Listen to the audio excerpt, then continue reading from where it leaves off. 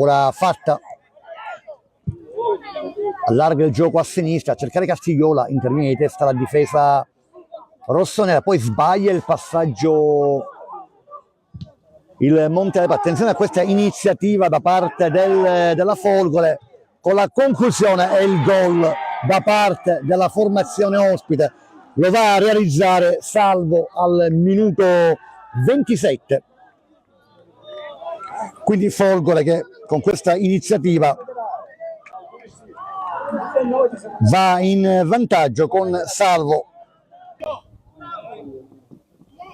Palla in aria, poi attenzione al tiro!